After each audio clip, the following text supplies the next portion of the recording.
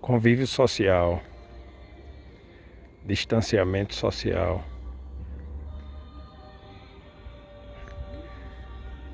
cada um no seu círculo.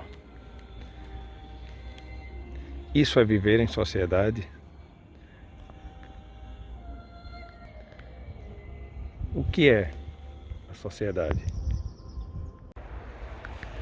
Olá pessoal, sou o professor Tiago Lucena, sou professor de Ciência, Tecnologia e Sociedade, CTS. Parece que eu estou meio disfarçado, né, aqui com esses óculos de sol. É porque mesmo no outono, hoje temos um dia com muito sol. Eu estou gravando aqui para vocês essa nossa videoaula que tem como título O que é a sociedade? E eu não tirei a máscara ainda propositalmente. Eu vim, obviamente, para um lugar sem circulação de pessoas, é um lugar mais ao ar livre, para poder conseguir fazer essa gravação externa, não é, sem utilizar a máscara. Por quê? A regra do momento, obviamente, que contém segurança, que contém um argumento muito válido, é que nos espaços públicos temos que utilizar a máscara. Vivemos neste ano de 2020 sob o imperativo de uma pandemia, não é? Neste ano, muita coisa foi alterada na nossa dinâmica social por causa de um vírus. É um vírus que nos apanhou a todos de surpresa, e a todos, porque chegou a todas as partes do mundo, neste mundo hiperconectado, nessa que alguns chamam de aldeia global atualmente, e estamos às voltas com toda essa questão. Mas eu quero convidá-lo. Vamos fazer um breve passeio nesta nossa videoaula sobre sociedade como ideia, como conceito. Vamos comigo?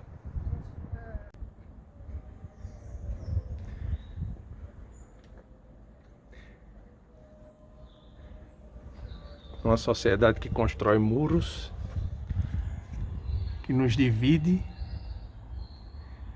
quando no fundo todo mundo quer ficar junto. Esse aqui é um pedaço, um bloco do Muro de Berlim, que foi transportado aqui para a cidade de Fátima, o Santuário de Fátima em Portugal. Isso aqui é uma lembrança interessante para a gente pensar, para a gente repetir a pergunta: o que é a sociedade? É estar junto? É estar separado? O que nos define como sociedade é aquilo que nos iguala, como se fôssemos todos iguais, ou a pluralidade de nossas diferenças? Então, pessoal, eu quero começar essa nossa videoaula com uma frase do antropólogo francês Claude Lévi-Strauss, dita numa longa entrevista que ele concedeu na década de 80 do século 20, e que fala de aspectos gerais de sua vida e sua obra, sua produção, suas escolhas, né, no caminhar. E quando o entrevistador pergunta como se deu a transição dele da filosofia, que é o lugar de formação inicial dele, para a etnologia, e ele responde com a seguinte frase que eu vou ler para vocês, abre aspas: se quisesse compreender o homem, era preciso evitar o isolamento da introspecção, ou evitar contentar-me em examinar uma única sociedade, a nossa, ocidental. Eu queria que as pessoas se debruçassem sobre as experiências culturais mais diversas e distantes da nossa. Nessa frase do Lévi-Strauss estão contidos vários argumentos muito interessantes, mas eu vou falar apenas de dois, porque é o que vai nos interessar para esta aula. O primeiro deles é que falar de sociedade, claro, nem é possível dissociar-se dela, e eu vou dar mais exemplos daqui a pouquinho sobre isso, mas é preciso embrenhar-se, impregnar-se como um corpo poroso, assim diz o etólogo Boris Cyrulnik, absorver como um corpo poroso a dinâmica do existir. Essa é a primeira noção que nós podemos tirar desta frase. A segunda é que vai argumentar, ajudar e dar peso para a argumentação total desta nossa aula, que é: o que é que nos... É uma outra pergunta que nasce aqui. O que é que nos caracteriza? como sociedade? É tudo aquilo que nos padroniza nas questões biológicas e mesmo culturais, ou é aquilo tudo que nos diferencia, aquilo que nos dá originalidade na lida com as coisas que estão à nossa volta? Então, é o que nos padroniza ou o que nos diferencia, que nos faz sujeitos sociais? Essa questão vai ser longamente discutida por nós. Eu vou dar aqui neste vídeo alguns pontos que vão nos ajudar a caminhar por essas indagações. A pergunta, essa questão, que é a sociedade, tão urgente de ser feita por cada um de nós o tempo inteiro, ela nos acompanha enquanto espécie desde muito tempo. Só que, marcadamente na história, é somente a partir do século XIX, propriamente dito, que sociedade vai passar a ser um conceito. E todo conceito é muito perigoso, porque todo conceito ele minimiza a potência viva do fenômeno. O que é isso?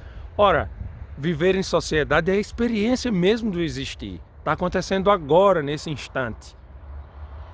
Um conceito ele vai aprisionar, ele faz como que congelar uma dinâmica que é extremamente fervilhante, viva, para anunciar algo a respeito dela. Então, todo conceito ele sempre será parcial, provisório, mas eles são necessários para a compreensão, principalmente dentro do universo científico, do que são todas as coisas. Portanto, a sociedade é viva, mas para falar dela, falaremos sempre a partir de algumas noções e conceitos. Até prefiro dizer noções, porque as noções dão essa abertura maior do que os próprios conceitos que parecem fechar-se em si mesmos. E eu vou apresentar para vocês, não nos moldes daqueles vídeos que vocês encontram no YouTube, cinco curiosidades sobre não sei o que lá. A quarta curiosidade é a melhor de todas. Não vou fazer isso, mas eu vou trazer para vocês 6 elementos muito importantes ao meu ver, e de acordo com as leituras que foram feitas para estas aulas, trazer 6 elementos que compõem um cenário de um entendimento que possa vir a ser sociedade. E o primeiro deles é a transição de natureza para cultura.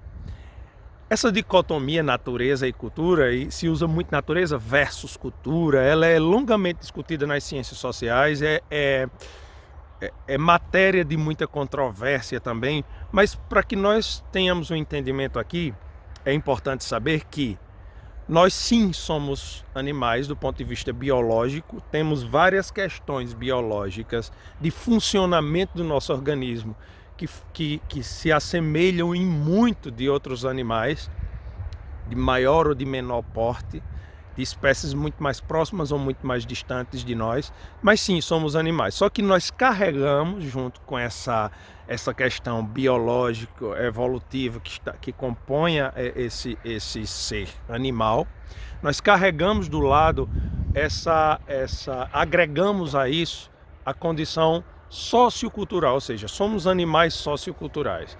E o que nos coloca eu posso dizer que é um peso, ou às vezes essa potência, né? Pode ser um peso, pode ser uma potência, depende da forma como fazemos uso de tudo isso. Isso se deu pelo desenvolver de certas outras questões que estão para além do biológico, na nossa relação com os outros de nossa espécie, nossa relação com a natureza estendida, nossa relação com as outras espécies animais. Nós fomos construindo ao longo do tempo várias situações que foram fazendo essa diferenciação de nós com relação aos outros animais, para melhor ou para pior, em alguns casos. Mas sim, somos animais socioculturais. É curioso dizer, por exemplo, eu estou aqui numa paisagem mais, digamos, mais natural, mas absolutamente marcada pela intervenção humana. Por exemplo, nós temos oliveiras, está mais ou menos na época da colheita das oliveiras. Aqui temos azeitonas pretas, vou pegar uma para mostrar para vocês. Aqui, ó. Aqui para a produção de uma série de coisas, o consumo da própria azeitona, depois de passar por um tratamento, ou mesmo do azeite e tudo mais. Mas essa paisagem, num primeiro olhar, ela pode parecer extremamente, que bonito, que bucólico, que natural.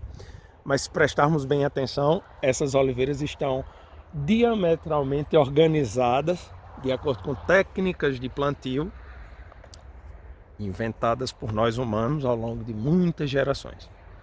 Então, para falar da transição natureza e cultura, quanto mais somos marcados pelas regras que são construídas por nós, por nossos antepassados, por nós no presente, quanto mais essas regras se corporificam nas nossas ações, mais marcados pela cultura somos. E é preciso que se diga, antes de mais nada, cultura não são apenas aquilo que costumamos dizer no cotidiano, os artefatos culturais, as festas, o Bumba Meu Boi, o São João, o Carnaval, no caso do Brasil. Isso são elementos culturais, às vezes até caricaturas da cultura. Cultura é regra. Cultura, se eu pudesse dizer para vocês uma noção de cultura rapidamente, o que é cultura? É regra.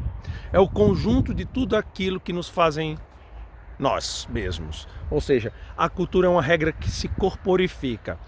Foi pela cultura que nós desenvolvemos, ao lado desta chamada evolução da biologia, da composição do nosso ser biológico, a composição do nosso ser sociocultural. Então, quando você chega no mundo, você é posto no universo da cultura. As regras já estão todas lá. Você vai ter que seguir. E as regras, elas podem ser divididas de forma mais grosseira em dois blocos. As que são positivadas, ou seja, as que estão escritas em algum lugar, uma lei, por exemplo, e as não positivadas, que são aquelas que estão incutidas em nossa cabeça. A gente é pequeno, coloca o pé na mesa lá e o pai chega e diz: olha, não pode ficar com o pé na mesa, ou arrotou na mesa, não pode arrotar na mesa, ou tem que tomar banho, tem que trocar a roupa, tem que arrumar o quarto. Chega na escola, pega o lápis do colega, vai colocando assim no bolso. Não, esse lápis não te pertence, esse lápis é do coleguinha. E aí devolve o lápis pro coleguinha. E se você parte para o lado daquilo que está escrito, que é positivado, por exemplo, não podemos tirar a vida de um semelhante. Não existem regras claras da cultura, neste caso positivadas, que vão corrigir os nossos atos. Quando elas não são positivadas, vai ser alguém, um amigo sincero, ou o pai, a mãe, ou o professor, ou o vizinho, que vai dizer: olha, não pode fazer isso aqui. E se são positivadas, vai ter que estar regido pela própria lei positivada a reorganização daquilo ali.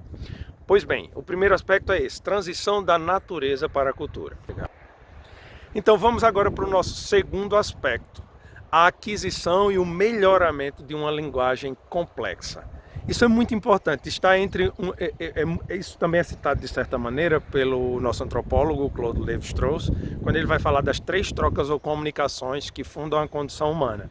Eu vou falar dessas 3 trocas na aula, aqui eu vou apenas citá-las porque 2 delas serão faladas neste vídeo. Ele diz que funda a condição humana a troca de mensagens e palavras, que é essa que vai agora nos interessar neste ponto número 2, a troca de mulheres, que, resumindo muito rapidamente para que vocês não se assustem, fala da proibição do incesto em todas as culturas, e a troca de bens e serviços, que poderíamos chamar o comércio mais posteriormente. Mas aí, falando dessa primeira troca, que é a troca de mensagens e palavras, não só essa capacidade de dar notícia, de dizer o que acontece, de passar para as gerações futuras, fazendo uso do atributo da linguagem, mas é para dizer que a linguagem ela fica mais complexa quando ela é capaz de admitir, de trazer à tona, de comunicar questões que estão para além só da dor, por exemplo, de uma dor física, ai, né? Ou de uma coisa engraçada, haha. Não, nós somos capazes de expressar pela linguagem questões como a injustiça. Como eu expressaria, se não fosse por palavras ou de forma explicativa, o que foi uma situação de injustiça? E várias, a angústia, o medo, nós fomos complexificando e trazendo palavras e uma retórica para poder sermos capazes de expressar sentimentos outros que nos acompanham, que muitas vezes não acompanham os outros animais, mas que nos acompanham, que nós fomos... ansiedade, por exemplo, muito própria do nosso tempo, mais do que nunca. Nós precisamos de uma linguagem complexa para expressar isso. Não dá para emitir só um grunhido e que entendamos que a pessoa está ansiosa.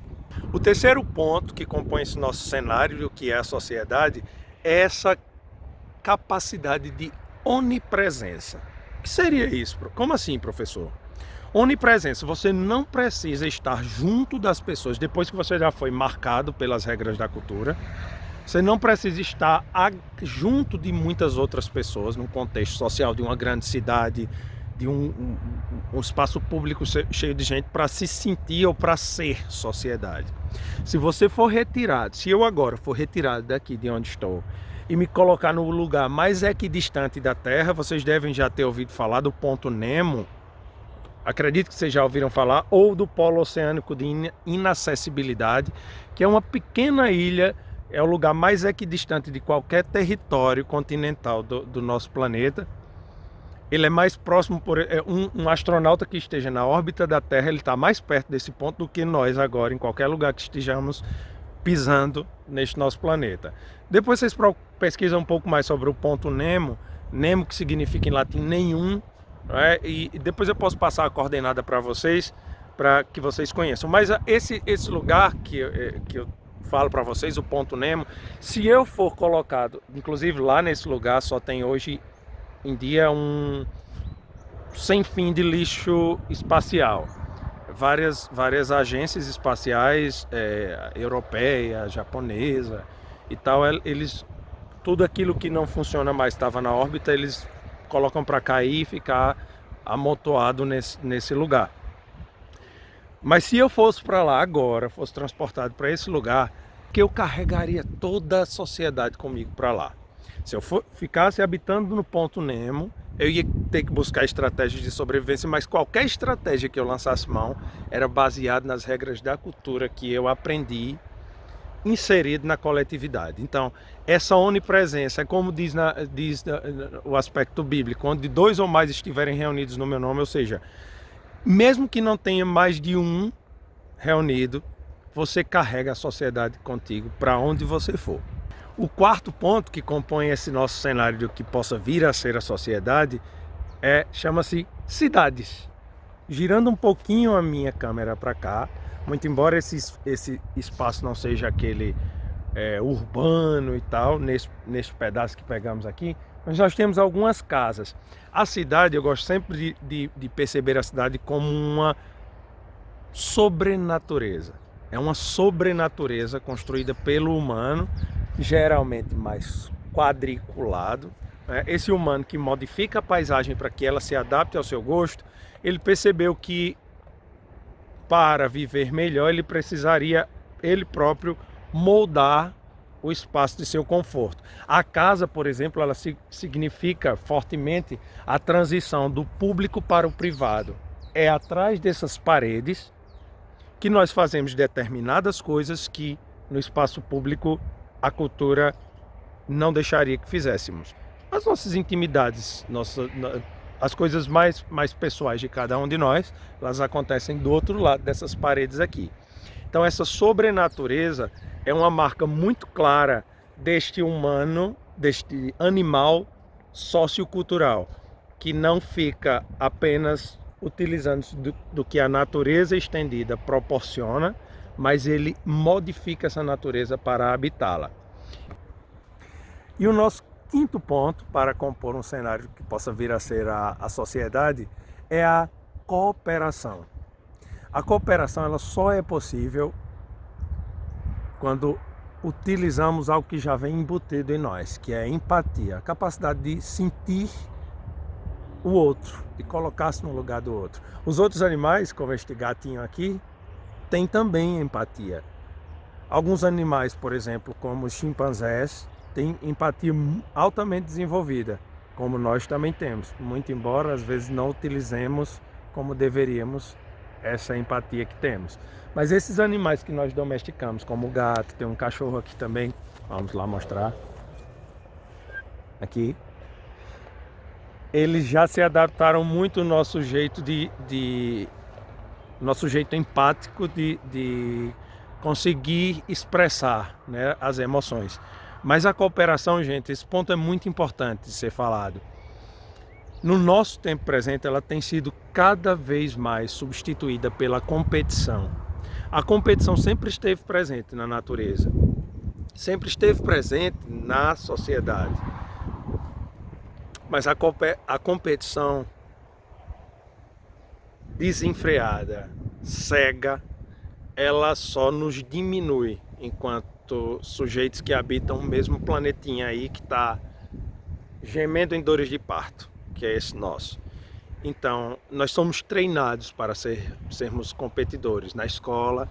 Vocês, a grande maioria de vocês, sabe como funciona, por exemplo, o ensino médio no Brasil. É uma loucura. Vocês são treinados para tirar a melhor nota, para chegar na universidade munidos desta nota. Mas a competição nos faz dar passos muito mais atrás do que adiante. Investamos na cooperação. Foi essa capacidade de cooperar que nos fez prosperar e subsistir como espécie até os dias atuais. Caso contrário, certamente teríamos entrado em extinção. Então, nosso sexto e último ponto para compor este cenário do que possa vir a ser a sociedade é a capacidade de diálogo, de conexão. Quando eu falo de conexão, não estou falando de conectar-nos à internet, mas conectar-nos ao outro, que pode estar perto ou pode ser um absoluto desconhecido, conectar-me à dinâmica daquilo que está acontecendo à minha volta. Isso significa dizer conhecer a fundo, buscar ir ao encontro das informações aprofundadas sobre o que está acontecendo no nosso cotidiano. Não podemos ficar reféns da superficialidade das informações. Mas essa capacidade de conexão e diálogo foi o que foi fazendo com que, independente do lugar que habitemos na Terra, nós sempre nos reconheceremos como humanos. Lamentavelmente, muitos de nós ainda insistem naquelas separações de humanos, de vidas que importam mais que outras, né? De castas, né? Que dizem que você já nasceu predestinado a ser mais importante que os outros. Nós temos diferenças econômicas que são muito grandes e essa desigualdade econômica é um dos principais furos de nossa humanidade que não conseguimos resolver ainda até os dias atuais e que nos causam a maioria dos nossos inconvenientes. Mas a beleza e a conexão é o que vai nos revelar e vai nos mostrar que a beleza de ser humano, esse animal social, ou a beleza da sociedade, ela se expressa muito mais, ou melhor, para usar o argumento central de nossa aula. O que nos faz unos, né, o que nos unifica enquanto sociedade humana, não é aquilo que nos padroniza, não é aquilo que é muito igual entre nós. O que faz com que essa espécie humana se revele como sociedade é justamente a capacidade de originalidade. Em cada pedacinho deste planeta, nós cuidamos da terra, nós nos relacionamos, trocamos mensagens e palavras, nós fazemos uma série de situações que compõem o existir de maneiras muito próprias. Valorizemos essa pluralidade que há na nossa espécie humana e não esqueçamos que o que nos identifica como sujeitos em sociedade é a originalidade e a pluralidade de ser. Um abraço e até a nossa aula síncrona. Antes que eu me esqueça, já vou colocar de novo a minha máscara, né? Que a regra da cultura, uma delas neste momento é essa. Tchau!